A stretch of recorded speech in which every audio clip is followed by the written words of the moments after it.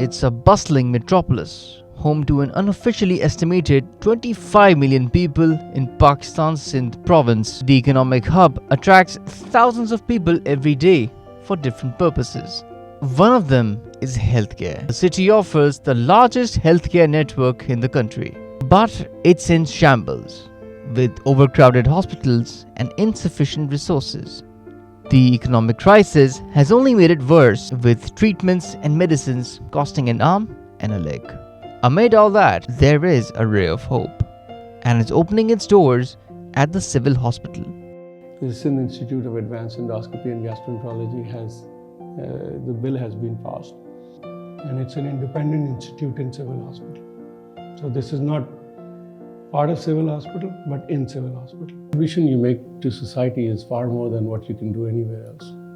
The need is phenomenal here, and that's what I experienced. I came back here and I realized that the facilities were not so good. I think I was lucky to go to UK for my training. Very good mentors, and then even more to migrate after a long time and with 3 kids. So when this facility was started in 2006, Professor Saeed Qureshi asked me to help him out. And I started coming over here to Civil Hospital in 2006 on a voluntary basis. That time was just to provide these services, so that people here, in such large public sector hospitals. By the way, even today, this facility is not available in most public sector hospitals, especially of the level that we provide. Within a year or two, we were one of the busiest centers in the country. We were one of the most advanced centers in the country over the next few years. We introduced a lot of new techniques that were available in the West, in the developed countries, here in Pakistan, in the public sector, which I can tell you that they were not available in the private sector anyway. And these are very expensive procedures. We had a 2-room setup, and in those 2 rooms, we were able to do 5 times more procedure than the top private hospitals in this country, and that too all free. Because the government of Sindh has been very supportive to our unit, and we have been delivering on their behalf. I invited the Chief Minister and I shared what we had achieved for the first time after 13 years, and he was quite surprised and really amazed. And I put it to him that, now we can stay where we are, or we can, if space is provided to us, we can go and create a unit that would be of international standards in every way. And he said, yes, I'm with you. Go ahead, start. And because I'm a Dawite, I was trained here, and I'm trained in civil hospital. And I know this for a fact, that the poorest of the poor come to this place. I insisted that I would only do if I'm provided a place in civil hospital.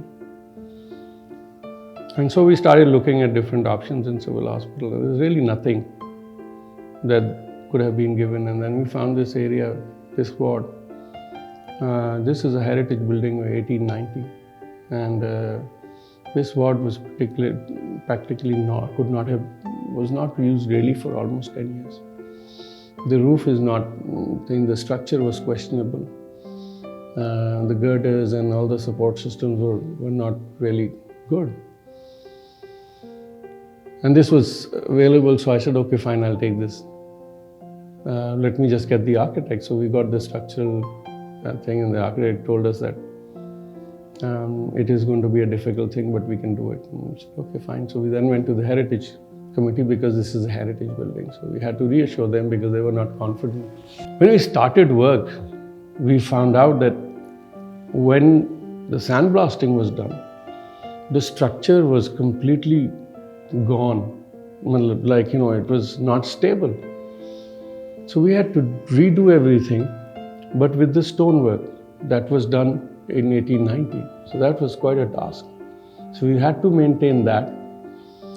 So we started with the roof. They sorted the roof out, and gradually the whole thing was built. I gave them the concept paper based on on what is recommended by JAG UK, Joint Advisory Group, which is a watchdog for endoscopy units in UK. And we followed everything that they recommend in our unit. And we started work on this place in September 2021. And Alhamdulillah, we are now almost ready to start. Procedures are expensive procedures. And we also do what we call, you do ultrasound from outside, but we do ultrasound from within. There's scopes, there's special scopes. And they help us diagnose cancer, treat so many things that were done surgically before. So if you have, for example, pancreatic diseases especially. Then we also started examination small bowel, ventroscopy. And we were the first one to introduce bile duct endoscopy. So we have a camera that goes through the first camera and goes into the bile duct. And we can actually visualize the bile duct and pancreatic duct. We can take biopsies, we can break stones, etc. Our aim was to create an endoscopy facility, but in the process what we've done is we've created or restored two of the wards which were practically not functional.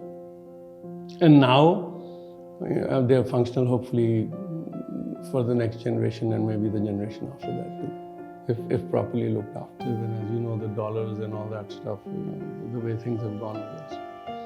But I'm, Alhamdulillah, again, supported by Sindh government and the philanthropists. We've managed to get everything we wanted. We have introduced some new techniques, some new procedures here, which were needed in the country. And this is for breaking pancreatic stones. And India has taken lead on this. And I spoke to my Indian colleagues, and some of the top guys in the world are actually come here. Because one of the things I haven't touched is that we are providing training in advanced endoscopy.